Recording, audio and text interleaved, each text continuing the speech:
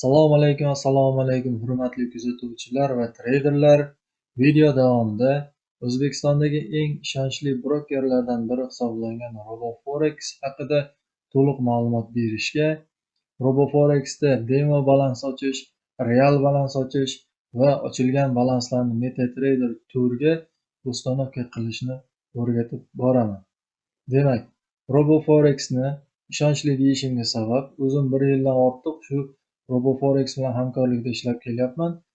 Depozit qo'yishda va depozitdan pul yechishda hech qanaqa muammolar bo'lgani yo'q. Shuning uchun sizlarga tavsiya qilyapman. Demak, RoboForex bu Европейский brokerskiy kompaniya hisoblanadi.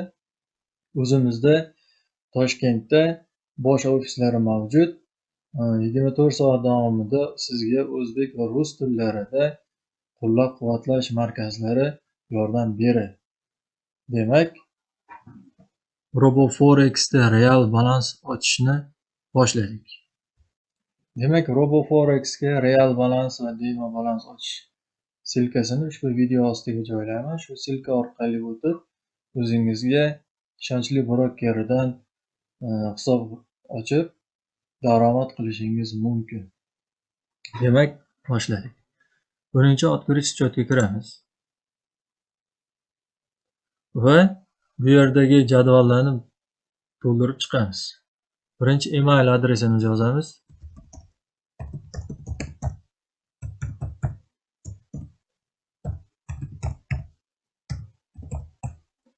Ismimizni yozamiz.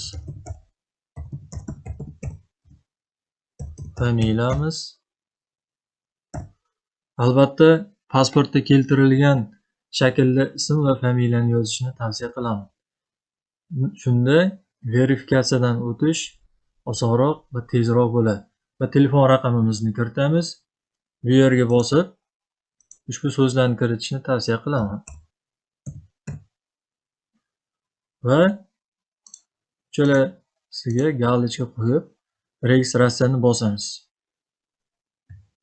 Demak, registratsiyani bosganimizdan so'ng bizni email adresimizga emailimiz va parolimiz keladi.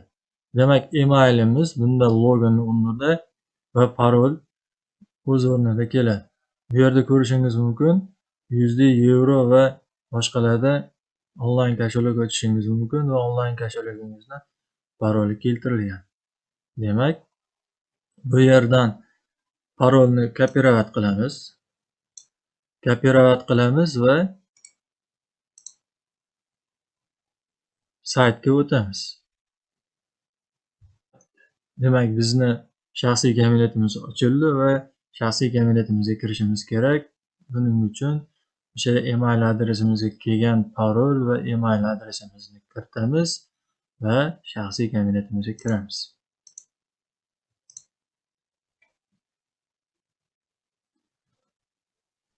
Mana bizda shaxsiy kabinet ochildi. Demak, shaxsiy kabinetni ochib olganimizdan so'ng biz demo balans va real balans ochishimiz kerak. Demo balans yangi treyderlikni boshlamoqchi bo'lganlar uchun yaratilgan bo'lib, bunda xohlagancha summa qo'shib mashq qilishingiz mumkin. Yangi boshlaganlar uchun o'sha demo balansni tavsiya qilaman. Sirazi real balans ochib, pullaringizni silib qilib yuborishingiz mumkin. Oldindan treyderlik bilan shug'ullanayotganlar uchun esa real balans ochishni tavsiya qilaman. Demak, boshladik. Avvalambor yangi boshlaganlar uchun demo balans ochishni o'rganamiz. Счет bo'limiga kiramiz va demo счетni bosamiz. Va bizga bunday okna hosil bo'ladi. Terminal tanlaymiz. Birinchi navbatda UzAutomatic MetaTrader 2 da turadi. Siz ham o'sha MetaTrader 2 da ishlashingizni tavsiya qilaman. MetaTrader 2 bu osonroq, qulayroq va tushunarliroq platforma hisoblanadi. Demak, Demo Pro turadi. Kreditni plechoni 1/500, 1/400 holatda keltirib olishingizni tavsiya qilaman. Hop. Depozitga $10,000 xohlasangiz $100,000 qilib o'zingizga depozit qilishingiz mumkin. Bu repetitsiya qiladigan счет hisoblanadi, yolg'on счет hisoblanadi. Demak, parolga o'sha MetaTrader 2 ga kirishingiz mumkin bo'lgan o'sha balansingizni parolni qo'yasiz 1 dan 8 gacha va xohlagan so'zni yozib qo'yishingiz mumkin. Повтор parolga qaytadan o'sha yozganingizni mana tevaga yozganingizni pastga yozasiz va podveditni bosasiz. Podveditni bosganingizdan so'ng ushbu demo balansni logini va paroli serveri bilan birgalikda email adresingizga yoki boradi. Demak, email adresingizga xuddi shu ko'rinishda login va parol keladi. Demak, nomer degan joyda login hisoblanadi, parol как обычный parol hisoblanadi. Demak, targoviy server bunga ahamiyat berishingiz kerak. Demak, login, parol, targoviy serverlarni ko'rganingizdan so'ng, endi bizga o'sha MetaTrader Tour platformasini ustanovka qilishimiz kerak bo'ladi. Demak, boshlaylik. Aytgancha, anchadan beri treyderlik bilan shug'ullanayotganlar uchun real balans ochish ketma-ketligini ham tushuntirib o'tay. Demak, buning uchun o'sha birinchi realniy счетga o'tiladi va terminal tanlanadi. MetaTrader Tour tip счетga MetaTrader Tour Pro ni tanlaymiz. Kreditniy plechoni 1/500 ni tanlaymiz. Shu qulayroq. Parolga o'sha o'zingiz xohlagan parol va shu parolni qayta kiritasiz. Bu yerga esa o'sha mana shu so'zni yozishingizni tavsiya qilib qolaman. Demak, podverditni bosamiz. Podverditni bosganimizdan so'ng xuddi demo balansni singari email adresimizga login va parol boradi. Xuddi shu ko'rinishda login va parol keladi. Demak, login, parol va targoviy serverga ahamiyat beramiz. Demak, real balans va demo balans ochildi. Endi qiladigan ishimiz MetaTrader Tour platformasini kompyuterimizga ustanovka qilishni o'rganamiz.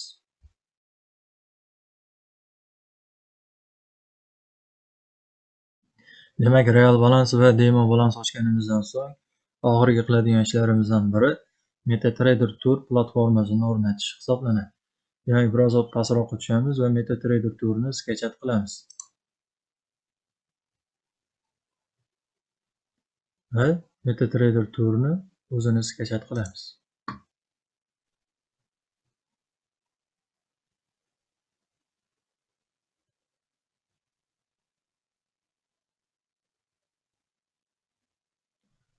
Mana sketchat qilib bo'ldi. Endi ustanovka qilamiz.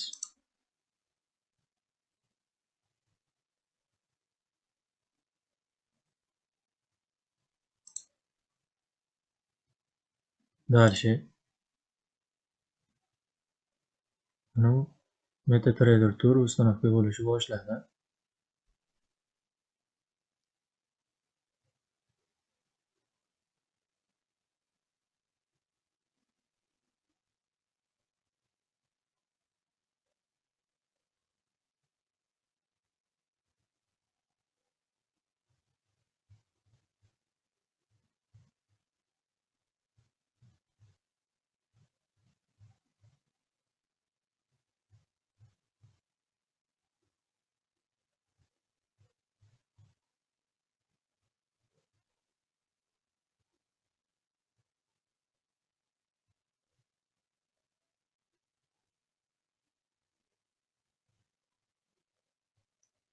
Готов bosamiz. Demak, MetaTrader Tour to'liq ustanovka bo'ldi. Endi platformani ochib olishimiz kerak. Demak, mana kompyuterimizga MetaTrader Tour platformasi o'rnadi. Endi real balansimizni shu MetaTrader Tourga ulashni o'rgataman. Demo balans ham xuddi shu real balans singari bo'ladi. Yangi boshlaganlar uchun. Demak, real balansni ulash ketma-ketligi qanday bo'ladi? Net связиga kiramiz. Shu yerda login bo'ladi.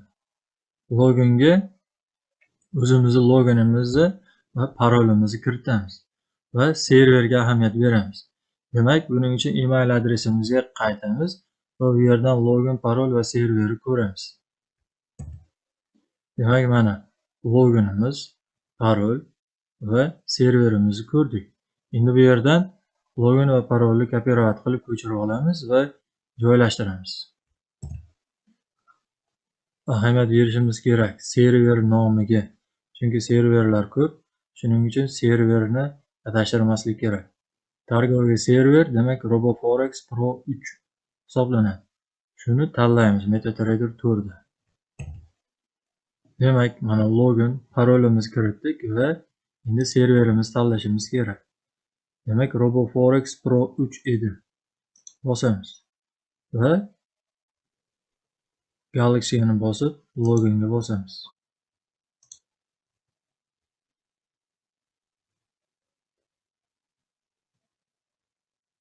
Mana MetaTrader turimiz real balansga ulandi. Mana avtomatik o'zi ishga tushib grafiklarni ko'rsatishni boshladi. Demak, to'g'ri va aniq real balans o'tish ketmaganligi shunday bo'ladi. Mana o'zingizga yoqqan valyuta parasini tanlab savdo qilishingiz mumkin. Video sizlarga foydali va yoqqan bo'lsa, sizlardan like va kommentariy kutib qolaman. Kanalga a'zo bo'ling. Kanalda bundan qiziqarli Forexga oid ma'lumotlar, indikatorlarga oid ma'lumotlar berib boriladi. Ularni ham o'tkazib yubormang. Barchangizga e'tiboringiz uchun rahmat. Bugungi RoboForex haqida ma'lumotlarimiz shulardan iborat edi. Yana ham qiziqarli ma'lumotlar va strategiyalar hali oldinda o'tkazib yubormang.